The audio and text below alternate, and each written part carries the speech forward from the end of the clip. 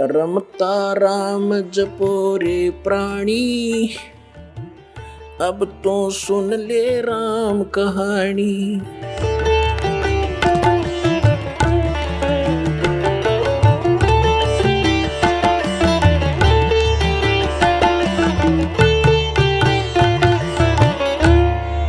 अब भगवान साहब राम इस किसे कहते हैं, थोड़ा सा यहाँ प्रमाण देते हैं।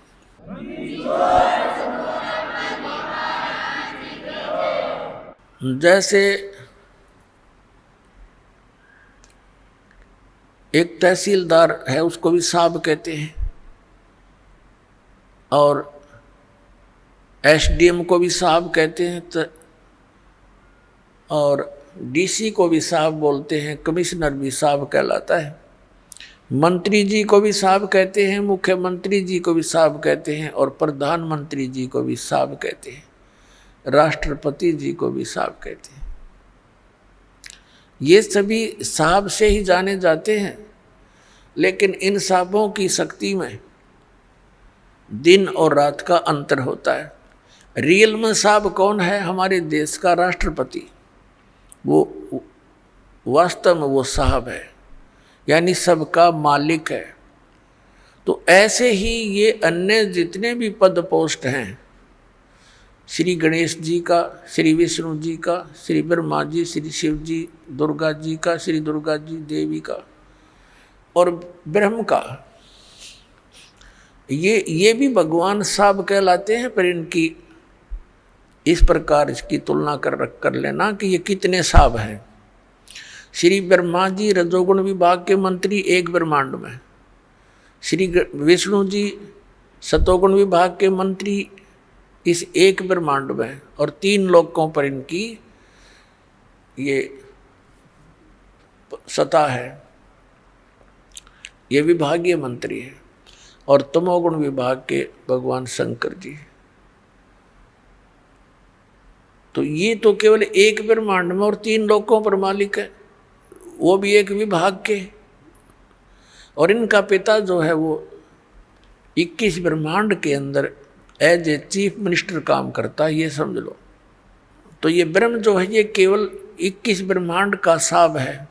गीता जी अध्याय नंबर 15 के श्लोक नंबर 16 और 17 में 3 पुरुष हैं। 3 पुरुष माने प्रभु। एक सरपुरुष तो ये ब्रह्म है, ज्योति निरंजन, जिसके 21 ब्रह्मांड है। और अक्षर पुरुष है जिसके 7 शंख ब्रह्मांड हैं, जिसको परब्रह्म भी कहते हैं। संतों की वाणी में पार ब्रह्म है। वो पार ब्रह्म जो है वो इस परब्रह्म से अन्य है, वो पार ब्रह्म अलग है। एक तो परब्रह्म, जैसे ब्रह्म से नेक्स्ट पर दूसरा, और एक पार यानी सबसे ऊपर का। वो गीता जी अध्याय नंबर 15 के श्लोक नंबर 17 में कहा कि उत्तम पुरुष तु अन्य परमात्मा इति उदाहरत है। ये लोक तरम आविश्य विवर्ती अवैश्वर है। गीता जी अध्याय नंबर 8 के श्लोक नंबर 1 के उत्तर में, गीता अध्याय नंबर 8 के श्लोक 3 में उत्तर देते हुए गीता ज्ञानदाता कहता है वो परम अक्षर ब्रह्म है। तो ये जो अक्षर पुरुष है ये तो 7 शंख ब्रह्मांड, नील पद्म शंख ब्रह्मांड का 7 शंख, इतना साहब है। और वो परम अक्षर ब्रह्म उत्तम पुरुषत्व अन्य, ये असंख्य ब्रह्मांड का ओवरऑल कंट्रोलर है, ये सब का मालिक है। वो कबीर देव है, कबीर साहब है, जो काशी में धानक जुलाहा रूप में रहा करते थे। अब हम फिर लौट कर आते हैं उसी प्रश्न पे। अब धर्मदास जी को परमात्मा ये ज्ञान दे रहे हैं कि भी आपकी श्रीमद् भगवद गीता में, गीता अध्याय नंबर 17 के श्लोक नंबर 23 में परम अक्षर ब्रह्म की वो पूजा साधना करने का उसको पाने का ये मंत्र है, नथिंग एल्स।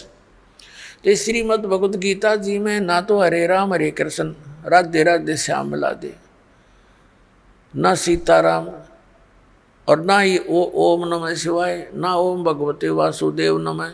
ये मंत्र लाए कहाँ से आप? ये मंत्र कहाँ से लाए आप? गीता जी अध्याय नंबर 16 के श्लोक नंबर 23 में आपकी गीता जी में लिखा है के शास्त्र विधि को त्याग कर जो मनमाना आचरण करते हैं, ना उनकी गति होती है, ना उनको सुख होता, ना कोई सिद्धि प्राप्त होती है। तो यूजलेस, क्या फायदा डले डोने का। अब धर्मदास जी ने सारा कुछ सुन लिया, तो परमात्मा बता रहे हैं कि 8वें अध्याय के 8, 9, 10 में गीता ज्ञानदाता कहता है कि उन श्लोकों में कहा कि उस परमात्मा की भक्ति करेगा उसको प्राप्त होगा। उसका मंत्र बता दिया 17वें अध्याय के 23वें श्लोक में कि ये मंत्र है।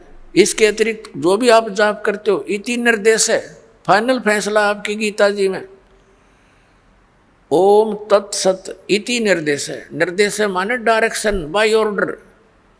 इसके अतिरिक्त कोई मंत्र नहीं।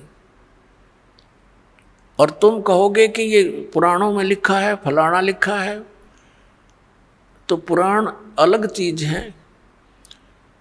पुराण किसी ऋषि और इस ब्रह्मा के सत्र की है, और गीता और वेद जो हैं ये गॉड गिवन ग्रंथ है, ये परमात्मा का विधान है।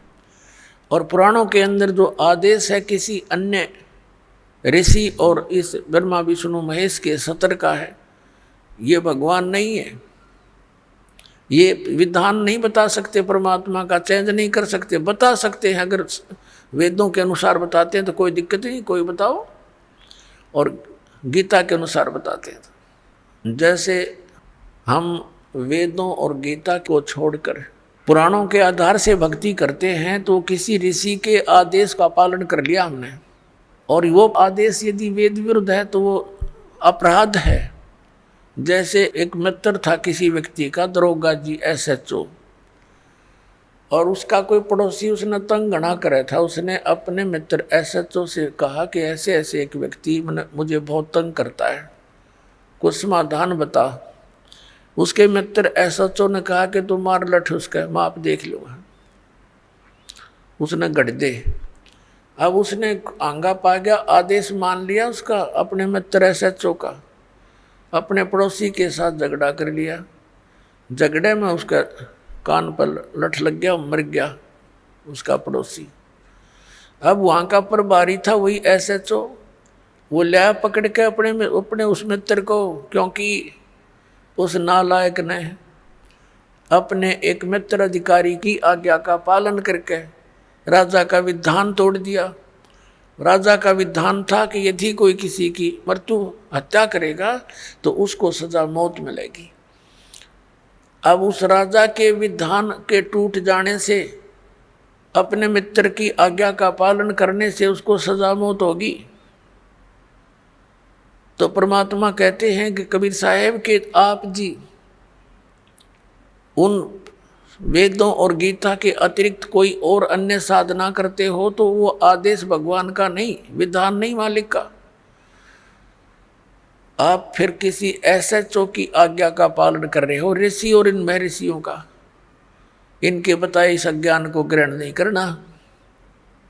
आप सुन रहे थे जगत गुरु तत्वदर्शी संत रामपाल जी महाराज जी के मंगल प्रवचन। अधिक जानकारी के लिए विजिट कीजिए हमारी वेबसाइट www.jagatgururampalji.org। संत रामपाल जी महाराज जी के शुभ आशीर्वाद से पूरे विश्व भर में 500 से भी ज्यादा नाम दीक्षा केंद्र हैं, जिन पर संत रामपाल जी महाराज जी द्वारा ऑनलाइन निशुल्क नाम दीक्षा दी जा रही है। अपने नजदीकी नाम दीक्षा केंद्र का पता करने के लिए संपर्क करें 8222880541।